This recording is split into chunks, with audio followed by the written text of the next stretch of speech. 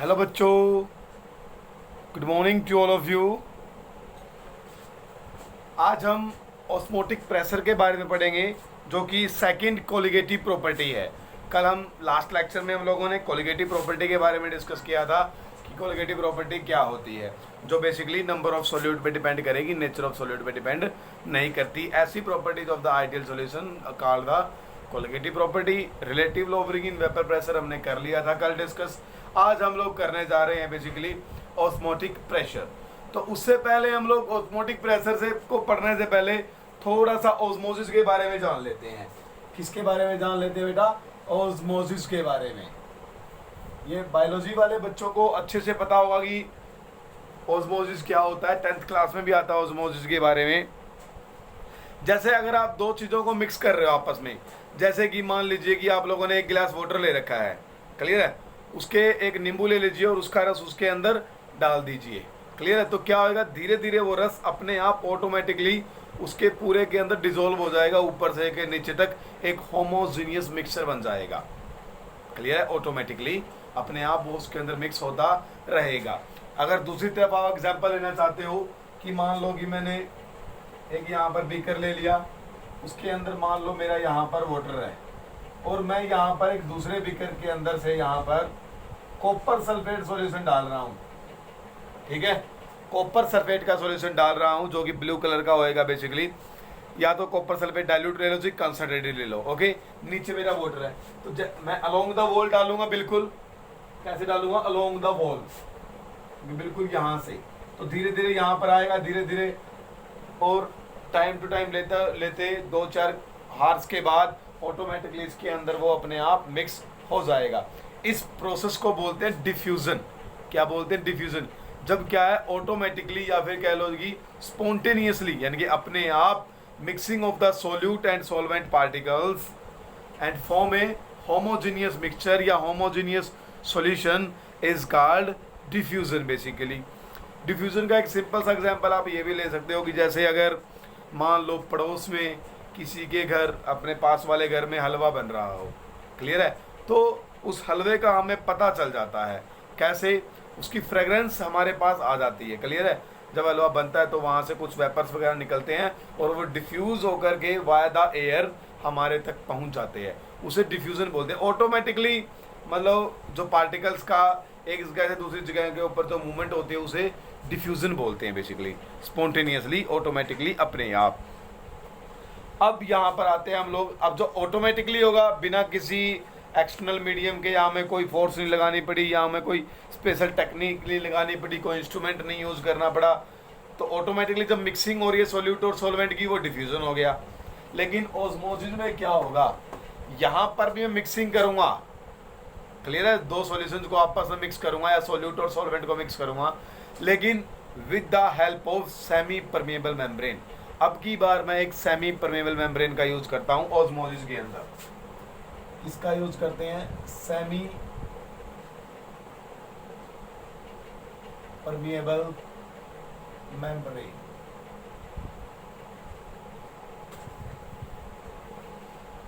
Clear है, हम लोग इसका यूज करेंगे बेसिकली सेमी परमेबल मेम्ब्रेन का। तो सेमी परमेबल मेम्ब्रेन एक ऐसी मेम्ब्रेन है बेटा जो क्या करती है, सोलवेंट पार्टिकल को तो अपने अंदर से पास होने देती है, लेकिन सोल्यूट वाले पार्टिकल्स को अपने अंदर से पास नहीं होने देती है। कौन? सेमी परमेबल मेम्ब्रेन, क्लियर है। क्या करती है ये? सोल्यूट पार्टिकल को अपने अंदर से पास नहीं होने देती, सोलवेंट को ओनली पास होने देगी। तो अब आपके पास अगर सॉल्यूशन है बेसिकली, मान लीजिए कि मैं वही एक बीकर ले लेता हूं। अभी एक बीकर ले लिया मैंने, उसकी एक साइड में यहाँ पर वाटर है मेरा, ओके, और ये मैंने सेमी परमेबल मेम्ब्रेन लगा रखी है। क्या है मेरी ये? सेमी परमेबल मेम्ब्रेन, SPM लिख रहा हूँ मैं इसको, सेमी परमेबल मेम्ब्रेन, क्लियर है। तो ये मैंने बीच में लगा रखी है। यहाँ पर मान लो मेरा कॉपर सल्फेट सॉल्यूशन है, ठीक है। तो यहाँ पर क्या होगा, अब जो यहाँ पर मेरा प्योर वाटर है, तो प्योर वाटर के अंदर से जो मेरा सॉल्वेंट है, यानी कि वाटर सॉल्वेंट है यहाँ पर, उसके पार्टिकल तो यहाँ पर मूव करेंगे, लेकिन यहाँ वाले कॉपर सल्फेट के पार्टिकल यहाँ पर मोशन नहीं कर सकेंगे। क्योंकि सेमी परमेबल मेम्ब्रेन जो है वो सिर्फ सॉल्वेंट पार्टिकल को अपने अंदर से पास होने देती है बेटा, सोल्यूट पार्टिकल को अपने अंदर से पास ना ही होने देती है। ठीक है, तो ऑस्मोसिस में बेसिकली क्या होएगा यहाँ पर, अब जो पार्टिकल्स है यहाँ पर मैं कहूँगा कि लेस कंसंट्रेटेड सॉल्यूशन से हाई कंसंट्रेटेड सॉल्यूशन की तरफ मूवमेंट हो रही है सॉल्वेंट पार्टिकल्स की। तो ऑस्मोसिस क्या होएगा, it is the process in which the movement of the solvent particle from less concentrated solution to the higher concentrated solution via the help of a semi permeable membrane. Clear है, तो यहाँ पर एक less concentrated solution के अंदर से higher concentrated जो solution है उसके अंदर सॉल्वेंट की पार्टिकल की मोशन होगी और with the help of a semi permeable membrane, that like process is called osmosis. इसे क्या बोलते हैं बेटा, ऑस्मोसिस कहते हैं। तो बेसिकली ये तो हुआ हमारा ऑस्मोसिस के बारे में। क्लियर है, ध्यान से याद रखिएगा, with the help of semi permeable membrane होता है ये प्रोसेस। ओके, और लेस कंसंट्रेटेड सॉल्यूशन से हायर कंसंट्रेटेड सॉल्यूशन की तरफ मूवमेंट होती है सॉल्वेंट पार्टिकल्स की। क्लियर है मेरी बात यहाँ पर, वेरी गुड बेटा। तो इसका एग्जांपल आप लैब के अंदर भी कर सकते हो सिंपली, इसमें कोई दिक्कत नहीं है। लैब के अंदर छोड़ो, आप घरों के अंदर भी करते हो ऑस्मोसिस प्रोसेस। जब हम किशमिश को वाटर के अंदर डिप करते हैं तो वो जब ओवरनाइट भीगे रहते हैं, वाटर के अंदर रहते हैं ओवरनाइट, तो वो जब हम सुबह देखते हैं तो वो स्वेल हो जाते हैं, उनका साइज थोड़ा इंक्रीज हो जाता है। ऐसा क्यों हो रहा है बेटा, क्योंकि जो वाटर है वो इसके अंदर चला गया, जो वाटर है वो उस किशमिश के इनसाइड चला गया और वो किशमिश क्या हो गई आपकी, स्वेल हो गई। बेसिकली क्या हो गई बेटा, वो किशमिश स्वेल हो गई। तो यानी कि जब अब वो जो किशमिश है आपका एक, उसको आप लोग एक सिस्टम मान लीजिए, ओके, और उसको मैंने वाटर के अंदर डिप किया है। ये मेरा किशमिश मान लो, यहां पर मेरा मान लो वाटर है, ओके, तो क्या हो जाएगी, ये स्वेल होगी। ओवरनाइट जब पड़ी रहेगी वाटर के अंदर रखी रहेगी तो ये क्या हो जाएगी बेटा, स्वेल। क्लियर है, तो अब जो मूवमेंट ऑफ सॉल्वेंट पार्टिकल है वो इनसाइड द सेल हुई है। क्या हुई है, इनसाइड द सेल हो गई। इसे बोलते हैं एंडोस्मोसिस। जब अंदर आएगा सब्सटेंस सेल के तो उसे बोलते हैं एंडोस्मोसिस। और अगर मान लो कि बाहर वाला सॉल्यूशन ज़्यादा कंसंट्रेटेड होता एज कंपेयर टू अंदर वाले से, एज कंपेयर टू अंदर वाले से, दूसरी तरफ अब मान लो किशमिश जो है वो मेरी यहाँ पर वाटर के अंदर नहीं है, यहाँ पर अब मेरा है कंसंट्रेटेड NaCl सॉल्यूशन। क्लियर है, पूरा कंसंट्रेटेड NaCl सॉल्यूशन है। तो उस टाइम पर अगर हम किशमिश को इसके अंदर डिप कर देंगे, क्लियर है, तो वो किशमिश क्या हो जाएगी, श्रिंक हो जाएगी, क्योंकि बाहर कंसंट्रेशन ज़्यादा है, अंदर कंसंट्रेशन कम है सॉल्यूट की, यानी कि अंदर सॉल्वेंट जो है वो ज़्यादा है एज कम्पेयर टू बाहर के, तो सॉल्वेंट ज़्यादा वाली जगह से कम की तरफ जाएगा। तो अब सेल के जब अंदर से बाहर आता है मटेरियल, उसे बोलते हैं एक्सोस्मोसिस, यानी कि सब्सटेंस का बाहर आना। सेमी परमेबल मेम्ब्रेन जो वो नेचुरल भी होती है बेटा और आर्टिफिशियल भी होती है। बेसिकली पढ़ लेना, यहाँ पर वेजिटेबल मेम्ब्रेन वगैरह ये आर्टिफिशियल है, सॉरी नेचुरल है ये, और आर्टिफिशियल का एग्जांपल भी दे रखा होगा उसने। यहाँ पर आपकी सेलोफेन वगैरह हो गई और परचमेंट पे पेपर हो गया, ये सारी की सारी आर्टिफिशियली सेमी परमेबल मेम्ब्रेन होती है। अब बात आती है हमारी टॉपिक की, ऑस्मोटिक प्रेशर। ये भी हमें ऑस्मोसिस के बारे में जाना है सिर्फ, ओके। तो अब हम आते हैं यहाँ पर, हमारा जो टॉपिक है ऑस्मोसिस, सॉरी ऑस्मोटिक प्रेशर। तो जो ऑस्मोटिक प्रेशर है मेरा, उसके अंदर मैं क्या करूँगा, देखो मान लो मेरे पास कोई एक इस तरह से टैंक है एक,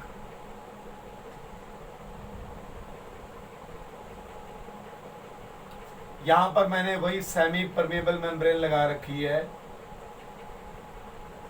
ठीक है, क्या लगा रखी है मैंने यहाँ पर, सेमी परमेबल मेम्ब्रेन लगा रखी है। यहाँ पर मेरा वाटर है और यहाँ पर मेरा कोई सॉल्यूशन है जिसके अंदर जो सॉल्वेंट है वो वाटर ही है। क्या है, वाटर ही है, ओके। कॉपर सल्फेट का सॉल्यूशन लगा लो, डाइल्यूट टू दी कंसंट्रेटेड, कोई दिक्कत नहीं है, ओके। तो क्या होगा, अब मान लो ये मेरी क्या है, सेमी परमिएबल मेम्ब्रेन है बेटा, ओके। तो कोशिश होएगी यहां पर कि बेसिकली आपका जो यहां से जो सॉल्वेंट पार्टिकल है वो यहाँ मूव करेंगे। क्लियर है? क्योंकि यहाँ पर सॉल्वेंट पार्टिकल ज़्यादा है, यहाँ पर कम है, या फिर ये कह लीजिए यहाँ कंसंट्रेशन, ये लेस कंसंट्रेटेड, सॉरी ये हाई कंसंट्रेटेड सॉल्यूशन है और ये लेस कंसंट्रेटेड है। कंसंट्रेशन की जब बात आती है बेटा, हम सॉल्यूट की बात करते होते हैं बेसिकली। ओके, तो सॉल्वेंट जहाँ ज़्यादा है वहाँ से कम सॉल्वेंट की तरफ जाएंगे, सेमी पोलर मेम्ब्रेन की तरफ, तो यहाँ से यहाँ पर मूवमेंट होगी। ओके, यहाँ पर मूवमेंट होगी। अब इस मूवमेंट को रोकने के लिए अगर मैं यहाँ पर प्रेशर लगा दूँ तो यहाँ पर मूवमेंट ना हो, एक भी पार्टिकल यहाँ पर फ्लो ना कर सके। क्लियर है? तो मैं यहाँ पर क्या लगा दूँ, एक पिस्टन लगा देता हूँ।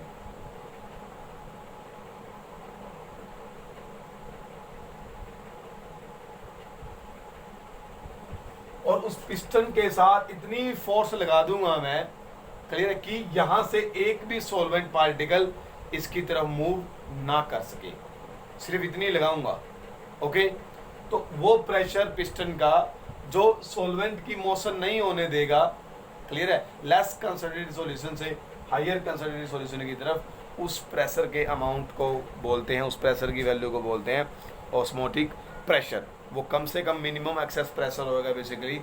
क्लियर है? मिनिमम वो कम से कम ही प्रेशर लगाना है। अगर थोड़ा सा भी ज़्यादा लग गया उस ऑस्मोटिक प्रेशर से तो मूवमेंट रिवर्स भी हो जाएगी आपकी, यानी यहाँ से सॉल्वेंट पार्टिकल यहाँ पर मूव करने लग जाएंगे। अगर प्रेशर ज़्यादा लग गया तो ऑस्मोसिस का उल्टा प्रोसेस हो जाएगा, क्योंकि अब क्या है, सॉल्वेंट यहाँ कंसंट्रेटेड सॉल्यूशन से डाइल्यूट सॉल्यूशन की तरफ चले जाएंगे फिर। ओके, तो रिवर्स ऑस्मोसिस कहलाएगा। वो क्या कहलाएगा? Reverse osmosis. जो आपके घरों में आरओ होता है वो रिवर्स ऑस्मोसिस के ऊपर ही काम करता है, फेनोमेना के ऊपर। किसके ऊपर? रिवर्स ऑस्मोसिस के फेनोमेना के ऊपर वो काम करता है बेटा वहां पर। क्लियर है? तो यहाँ पर पिस्टन लगा हुआ है, अप्लाई कर रखा है, यहाँ पर उतनी फोर्स लगाऊंगा जितने यहाँ के सॉल्वेंट को यहाँ आने से वो रोक देगी। तो वो मिनिमम एक्सेस प्रेशर, क्लियर है, जो motion of the solvent particle रोकेगा, प्रिवेंट करेगा एंट्री की, from less concentration to higher concentration की तरफ जाने से रोकेगा, उस प्रेशर को बोलेंगे ऑस्मोटिक प्रेशर। बुक में लिख रखा है the minimum excess pressure that has to be applied on the solution. वो कम से कम प्रेशर जो सॉल्यूशन के ऊपर अप्लाई करना पड़ेगा to prevent the entry of the solvent into the solution, कि सॉल्वेंट की सॉल्यूशन के अंदर से एंट्री होने से हम रोकेंगे। Through the semi permeable membrane, ये वर्ड मत भूलना, through the semi permeable membrane, okay, is called osmotic pressure. तो this is all about the osmotic pressure. यहाँ पर अब हम इसको, अभी तो मैं थ्योरेटिकल पढ़ा कि ऑस्मोटिक प्रेशर होता क्या है। अगर मैं इसको एक्सप्रेशन, मैथमेटिकली एक्सप्रेशन करूँ ऑस्मोटिक प्रेशर का, तो जो मेरा ऑस्मोटिक प्रेशर है उसको जनरली पाई से डिनोट करते हैं। किससे डिनोट करते हैं बेटा? पाई से डिनोट करेंगे हम लोग बेसिकली। और जो मेरा ऑस्मोटिक प्रेशर होता है किसी भी सॉल्यूशन का, is found to be directly proportional to the concentration of that solution and also directly proportional to the temperature. तो यानी कि osmotic pressure is directly proportional to concentration भी होता है और as well as directly proportional to the temperature of the solution भी होता है बेसिकली। तो इन दोनों एक्सप्रेशन से मैं ये लिख सकता हूँ कि osmotic pressure C into T. Proportionality के साइन को हटाने के लिए मैं यहाँ पर एक कांस्टेंट लगाऊंगा R, तो RCT। R यहाँ पर एक कांस्टेंट है बेटा, जिसकी value equal to gas constant होती है। क्या होती है? Equal to gas constant. Hope so आपको गैस कांस्टेंट के बारे में पढ़ा होगा। तो R is equal to, sorry pi is equal to RCT। Clear है मेरी बात? यहाँ पर इसको थोड़ा और क्लियर करके लिखा होगा बुक में CRT, ठीक है, थोड़ा इंटरचेंज कर रखे वर्ड्स को सिर्फ। और एक आपने ये पढ़ रखा होगा, जो कंसंट्रेशन होती है वो क्या होती है? N/V। ये फॉर्मूला याद रखना, बहुत जगह यूज होता है बेसिकली आपका। क्लियर है? जो कंसंट्रेशन है वो किसके बराबर हो जाएगी बेटा? N/V के बराबर होती है। N यहाँ पर क्या होते हैं? Number of moles of solute. क्या होते हैं बेटा? N number of moles of solute होते हैं बेसिकली मेरे। और जो V क्या है? वॉल्यूम ऑफ द सॉल्यूशन होगा मेरा। V क्या होता है बेटा? Sorry, volume of the solution. Okay, N/V। मैं इसकी वैल्यू यहाँ पर पुट कर दूंगा, pi is equal to N/V RT। Clear है बेटा? और अगर आप लोग इसको दूसरी फॉर्म में लिखना चाहते हो, pi V is equal to N R T, okay, इसके ऊपर भी न्यूमेरिकल आएगा, इस फॉर्मूला के ऊपर, इस फॉर्मूला के ऊपर भी न्यूमेरिकल दे रखे होंगे। यहाँ पर 4 टर्म्स है, 3 टर्म दे रखे होंगे, एक टर्म आप फाइंड आउट कर लेना। यहाँ पर भी बेसिकली बेटा एक टर्म और एक्स्ट्रा आ गई है। Number of moles of solute पे थोड़ा फोकस करना, number of moles of solute आपको निकालने ही पड़ सकते, तो आप निकाल लीजिएगा। अगर मैं इसको वेट की फॉर्म में लिखना चाहूँ, अब n क्या है, यहाँ पर number of mole of solute है मेरे, तो उसको वेट की फॉर्म में लिख लूँगा, W2 डिवाइड बाई M2 हो जाएगा मेरा। ये क्या है, गिवन वेट ऑफ सॉल्यूट, ये क्या है, मोलिकुलर वेट ऑफ सॉल्यूट, उसको यहाँ पर रख लीजिए n की जगह। Pi V is equal to W2RT divide by M2। Clear है, M2 को इधर ले आओ, M2 is equal to W2RT divide by pi V, okay. यहाँ पर इस फॉर्मूले की हेल्प से हम लोग molecular mass of the solute भी फाइंड आउट कर सकते हैं। इसके ऊपर भी बेस्ड न्यूमेरिकल होंगे, वो ट्राई कर लीजिएगा आगे बेटा आप लोग। क्लियर है, जो नहीं आए वो मेरे साथ डिस्कस करिएगा आप लोग, थोड़ा फोकस करिएगा। बिल्कुल इजी स्टेटमेंट होती है वैसे न्यूमेरिकल्स की, इतना हार्ड एंड फास्ट कुछ नहीं होता न्यूमेरिकल्स के अंदर। क्लियर है मेरी बात। यहाँ पर n बाय वी बेसिकली यहाँ पर क्या है, मोलैरिटी दे रखी है। क्या दे रखी है, मोलैरिटी। क्या दे रखा है बेटा, मोलैरिटी, ओके मेरी बात यहाँ पर बेटा, वेरी गुड। V क्या है, volume of the solution in litre, volume of solution in litre दे रखा है बेसिकली बेटा। और n क्या है, number of moles of solute है, तो number of mole of solute divide by volume of solution litre क्या होता है, मोलैरिटी होता है। याद रखना ऑस्मोटिक प्रेशर जो है वो मोलैरिटी पे डिपेंड करता है। क्लियर है, किस पे, मोलैरिटी के ऊपर, ना कि मोलैलिटी के ऊपर। क्लियर है मेरी बात, वेरी गुड। उसके बाद यहाँ पर एक बार थोड़ा ध्यान से देखिए बेटा, जो ऑस्मोटिक प्रेशर है वो number of moles of solute पे डिपेंड कर रहा है। किस पे डिपेंड कर रहा है, number of moles of solute के ऊपर, ना कि नेचर के ऊपर डिपेंड कर रहा है। तो hence osmotic pressure is a colligative property which is depend on the number of moles of solute. यहाँ पर अभी आगे आइसोटोनिक सॉल्यूशन की टर्म आ रही है एक आपकी बुक के अंदर, आइसोटोनिक सॉल्यूशन।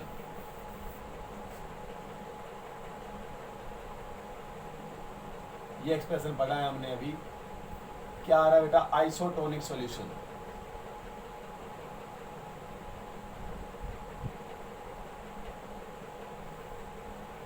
आइसोटोनिक सॉल्यूशंस क्या होते हैं बेटा, ऐसे सॉल्यूशंस, यानी कि 2 या 3, कोई भी 2 सॉल्यूशन को लेके चल रहा हूं मैं, 2 ऐसे सॉल्यूशन जिनकी कंसंट्रेशन सेम होगी और टेम्परेचर भी सेम होगा, तो उनके ऑस्मोटिक प्रेशर की वैल्यू भी क्या मिलेगी, सेम मिलेगी। तो the 2 solution having the same osmotic pressure, these are called isotonic solution. और ऐसा कब होगा, जब उनकी कंसंट्रेशन सेम होगी और उनकी बेटा टेम्परेचर सेम होगा दोनों का। क्लियर है। उसके बाद बायोलॉजिकल इंपॉर्टेंस है, बहुत इंपॉर्टेंट चीज़ है बेटा, biological importance of the osmosis. तो बायोलॉजिकल इंपॉर्टेंस ऑफ ऑस्मोसिस के अंदर वो कह रहा है कि जो कोई भी एनिमल्स है या प्लांट है वो सारे के सारे किससे बने हुए हैं, सेल के बने हुए हैं बेटा। और सेल के चारों तरफ होती है एक प्लाज्मा मेम्ब्रेन। क्या होती है, प्लाज्मा मेम्ब्रेन। जो मेरी एक सेल होती है बेटा, उसके चारों तरफ की जो लेयर होती है उसे बोलते हैं plasma membrane, which is also a semi permeable membrane. तो यहाँ पर ये ऑस्मोसिस का फिनोमेना परफॉर्म करवाती है। क्लियर है। और वो ऑस्मोसिस हेल्प करता है हमारी बॉडी सेल की फंक्शनिंग के ऊपर। क्लियर है बेटा, क्योंकि अगर सेल को वाटर एब्जॉर्ब करना है तो जैसे ही वाटर के टच में आएगी सेल, तो वो ऑस्मोसिस फिनोमेना की हेल्प से वाटर को एब्जॉर्ब कर लेगा। क्लियर है मेरी बात। तो और भी मटेरियल है, सेल सेप वगैरह, और भी जो भी मटेरियल उसको एब्जॉर्ब करना है तो वो क्या कर लेगी, इस सेमी परमिएबल मेम्ब्रेन की हेल्प से वाटर एब्जॉर्ब कर लेगी। इस तरह से जो लिक्विड है वो हमारी बॉडी में एक सेल से दूसरी सेल के अंदर आसानी से ट्रांसफ़र हो सकता है। और अगर मैं कहूँ, अगर जो सेल है अगर वो ज़्यादा सॉल्वेंट का इनफ्लो हो जाएगा उसके अंदर, तो सेल बेटा स्वेल होकर के ब्रस्ट भी हो सकती है, टूट भी सकती है सेल। क्लियर है। और सेल के ब्रस्टिंग को या रप्चरिंग ऑफ द सेल को बोलते हैं बेसिकली, क्या बोलेंगे, हीमोलाइसिस। क्या बोलेंगे बेटा, हीमोलाइसिस कहते हैं बेसिकली ब्रस्टिंग ऑफ सेल को। और दूसरी तरफ आपके यहाँ पर दे रखा है। अब ऐसा क्यों हुआ? क्योंकि सेल के अंदर ज़्यादा क्या आ गया? सोलवेंट आ गया, यानी कि सोलवेंट मॉलिक्यूल ज़्यादा फ्लो हो गया अगर सेल के अंदर, तो इन वॉल ये स्वेल हो जाएगा, और स्वेल होने के कारण इसकी वॉल्स के ऊपर प्रेशर एक्सर्ट होगा। क्या होगा? प्रेशर एक्सर्ट होगा। तो इनफ्लो ऑफ सोलवेंट मटेरियल के कारण जो प्रेशर एक्सर्ट होता है उसे ट्रिगर प्रेशर कहते हैं। क्या कहते हैं बेटा? ट्रिगर प्रेशर कहते हैं। दूसरी तरफ अगर सेल किसी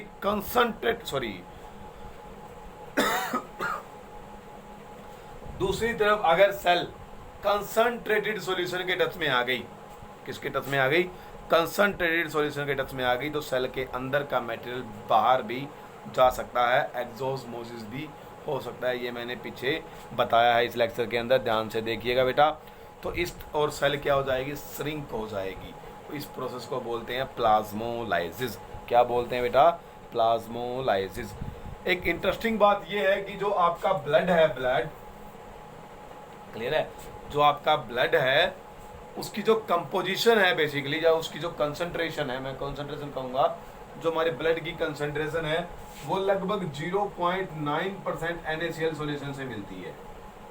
यानी कि हमारा ब्लड कितना कंसंट्रेटेड है? जितनी कंसंट्रेशन 0.9% ऑफ NaCl सॉल्यूशन की होती है, मास बाय वॉल्यूम का सॉल्यूशन है ये बेसिकली। तो 0.9% सॉल्यूशन के बराबर कंसंट्रेशन है हमारे ब्लड की, यानी कि हमारी आरबीसी की कह सकते हो आप लोग। ब्लड किससे बना? आरबीसी का ही मिक्सचर है बेसिकली, मेनली तो उसके अंदर आरबीसी तो और भी होती है, प्लेटलेट्स वगैरह होती है, डब्ल्यूबीसी होती है, प्लाज्मा होता है, सो मैनी थिंग्स। क्लियर है? तो जो मेरी आरबीसी है उसकी जो अंदर का कंसंट्रेशन है बेसिकली वो 0.9% के है। क्लियर है? तो मान लीजिए कि मैंने एक बीकर ले रखा है, उसकी कंसंट्रेशन 0.9% है। कितनी है? 0.9% NaCl सॉल्यूशन है उसके अंदर। तो अगर मैं इसके अंदर एक आरबीसी सेल डिप कर दूं, क्या डिप कर दूं? रेड ब्लड सेल अगर मैं इसके अंदर डिप कर दूं तो कोई इफेक्ट नहीं होगा इसके ऊपर, क्योंकि अंदर की कंसंट्रेशन भी आरबीसी की 0.9% के बराबर ही होती है। ओके, लेकिन अगर ये मेरा जो सॉल्यूशन है वो ग्रेटर देन 0.9% से हो गया, यानी कि अगर इस सॉल्यूशन की कंसंट्रेशन मेरे NaCl की 0.9% से कम हो गई तो क्या होगा? सॉरी, ज्यादा हो गई। क्लियर है? 0.9% से सॉल्यूशन की कंसंट्रेशन क्या है बेटा? ग्रेटर है, यानी कि बार वाला सॉल्यूशन 0.9% से ज्यादा हो गया, 1%, 2%, 1.5%, 2.5% अगर NaCl हो गया तो बाहर का कंसंट्रेटेड हो गया, अंदर वाला क्या है? डाइल्यूट है, तो अंदर का मटेरियल बाहर आएगा, क्योंकि ये जो सेल है ये तो प्लाज्मा मेम्ब्रेन है यहाँ पर, और plasma membrane is also semi permeable membrane होती है, तो अंदर का मटेरियल बाहर आ जाएगा। RBC will shrink. आरबीसी क्या हो सकती है बेटा आपकी? श्रिंक हो सकती है, प्लाज्मोलाइसिस होगा। तो ऐसा सॉल्यूशन जिसकी कंसंट्रेशन ग्रेटर देन 0.9% होगी उसे हाइपोटोनिक सॉल्यूशन बोलते हैं। क्या बोलते हैं बेटा? Sorry, hypertonic solution. क्या बोलेंगे? Hypertonic solution. और दूसरी तरफ अगर आपका सॉल्यूशन ये वाला अंदर वाला 0.9% से कम है, 0.8%, 0.5%, 0.2%, अगर उस सॉल्यूशन के अंदर आरबीसी डिप की जाए तो क्या होगा? आरबीसी के अंदर सॉल्वेंट पार्टिकल मूव करेंगे। क्यों? क्योंकि बाहर लेस कंसंट्रेशन है, अंदर ज़्यादा है, तो बाहर वाला सॉल्वेंट अंदर की तरफ आएगा, इनफ्लो होगा, एंडोस्मोसिस होगा, सेल विल स्वेल। क्लियर है? और मे बी ब्रस्ट भी हो सकती है अगर ज़्यादा देर तक उसके अंदर रखी रही तो। अब ऐसा सॉल्यूशन जिसकी कंसंट्रेशन 0.9% से कम होती है उसे हाइपोटोनिक सॉल्यूशन कहते हैं बेसिकली बेटा। क्लियर है? तो ये बेसिकली आपका ऑस्मोटिक प्रेशर के बारे में था। इसके ऊपर बेस्ड न्यूमेरिकल दे रखे हैं, एक बार ट्राई कर लीजिएगा। वेरी वेरी इजी न्यूमेरिकल है वो सारे के सारे। अनसोल्ड वाले आप खुद ट्राई करिएगा, सोल्ड वाले मेरे पास सेंड करने हैं आपको। आज शाम शार्प 6 o'clock तक मेरे पास आ जाने चाहिए अनसोल्ड न्यूमेरिकल। तब तक के लिए have a nice day, bye bye, Tata.